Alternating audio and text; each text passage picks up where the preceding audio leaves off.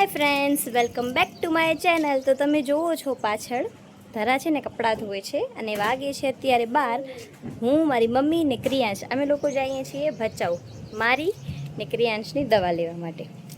ને અમે લોકો જાશું આજે બસમાં ભચાઉ. ક્રિયાંશ એક વખત બસમાં બેઠો ને એને બહુ મજા આવી, એટલે મને ખબર પડી ગઈ કે હવે એને હું બસમાં ક્યાંય પણ લઈ જઈ શકું છું. એ રોશે નહીં, એને મજા આવી હતી એટલે જઈએ છીએ. પછી ત્યાં તો એના પપ્પા હશે જ એટલે વાંધો નહીં આવે. પછી દવા લઈ અને થોડી ઘણી ક્રિયાંશના ખાવાનાની વસ્તુ લેવાની છે. એના ડ્રાય ફ્રૂટ્સ ને દાળ વગેરે વગેરે ખતમ થઈ ગયો છે હમણાં, એટલા માટે. ધરા, તારે શું લેવું? પેન ડ્રાઈવ લેવી છે ફ્રેન્ડ્સ. તમને જો આ વોશિંગ મશીન આવી રીતે યુઝ કરવાનું હોય અને એ ધરા બતાવશે. ચાલુ મશીનમાં હાથ નાખે પછી કે મમ્મી મને સોંઠ લાગ્યું. તો શું કામ બંધ કરીને નાખ? આમ જુઓ પાછા, આને બોર્ડ કેમ લટકે. એક દી ધરા એમને એમ લટકી જશે, આમને આમ મશીન વાપરતી રહેશે ને તો. जिंदगी में आए हैं तो जाना पड़ेगा. તો ફ્રેન્ડ્સ હાલો, બારે છે ને વંદન મારી મમ્મીની વાટ જોવે છે બસની.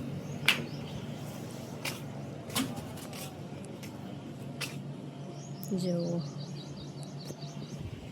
તો એ બસની વાટ જોવે છે. બસ ગઈ છે લખપત સાઈડ, રિટર્ન આવે એટલે અમે જઈએ ને ભચાઉ પહોંચી અને પછી આગળનો બ્લોગ કન્ટિન્યુ કરું. ત્યાં સુધી બાય. હું બ્લોગમાં રહીશ નહીં, બ્લોગમાં જઈશ ભચાઉ. તો હાલો ફ્રેન્ડ્સ, ભચાઉ પહોંચું પહેલાં. શું રહે પ્રિયા શું?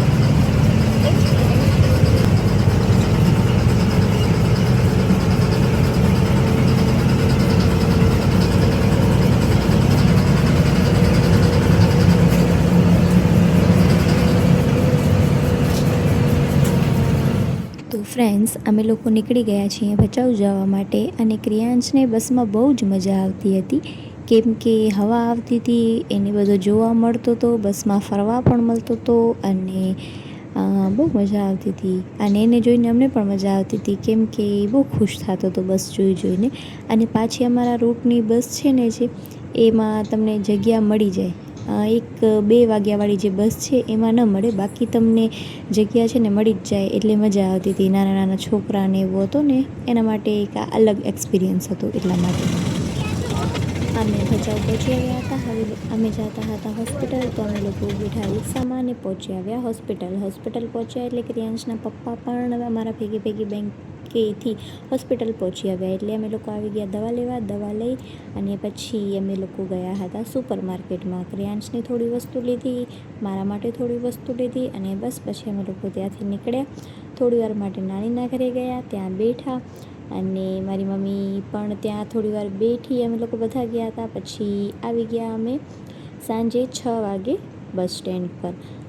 અને કેટલા વર્ષ પછી હું જાણે આ બસ સ્ટેન્ડ પર આવી છું, બેઠી છું. કોલેજ મારી પૂરી થઈને એના પછી મારું કાંઈ કામ જ ન હતું કે બસમાં ક્યાંય આવ જાવ કરું કે બસ સ્ટેન્ડ પર આવ જાવ કરું.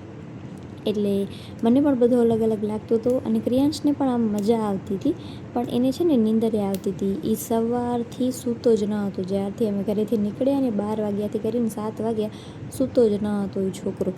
અને આ બધું જોઈને એને મજા આવતી હતી. ઘડી બસ સ્ટેન્ડ પર બસ આવ જાવ કરતી હતી ને, તો એને મજા આવતી હતી જોવાની.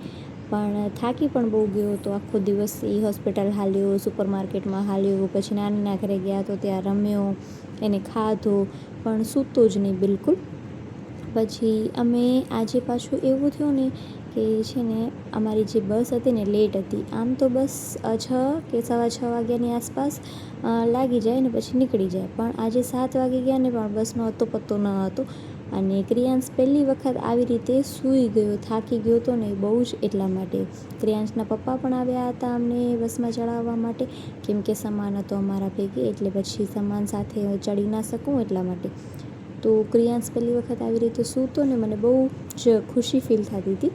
પછી બસ લાગી ગઈ 7:15 વાગે. પછી અમે લોકો બસમાં બેઠા અને ક્રિયાંશ ઉઠી ગયો.